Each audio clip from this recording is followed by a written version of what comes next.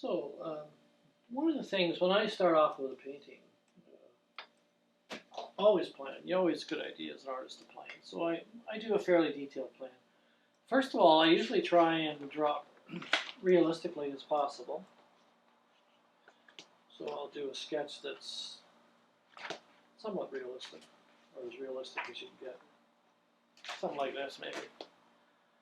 I'll do something like that, realistically. And then as I work on it, it gets a little more abstract. And now I'm thinking more as an artist, more as interpretation. I want my voice to interpret. So I'll do sketches where I'll start to abstract, leave things out, add things on, change color around.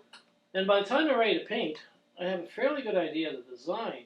But even then, I lay in many, many, many layers when I do my painting. So right now I've put in all sorts of layers of color. But these colors are undercolors. And as a colorist, I want them to bounce and sing quite a bit. So now I'm adding colors on top of colors. Part of it is experience. I've painted and played with so many colors.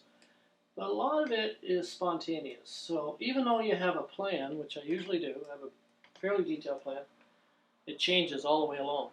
And that's what I think is the creativity, because I have to react.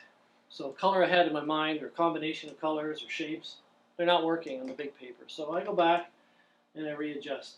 So in the end, this particular painting might, if you had ever took an x-ray of it, would probably have like 25 layers, believe it or not. So starts from the very, very general. You block in big shapes, and you narrow it down to specific. So right here, for example, I've got lots of texture here. So I'm going to make these a little more less texture, because you don't want to get too busy. You want to sort of complement the texture in the busy areas with some quiet areas. So right now, that's what I'm doing right now, is trying to figure how to make this more quiet, so it's not too busy competing with this section in here.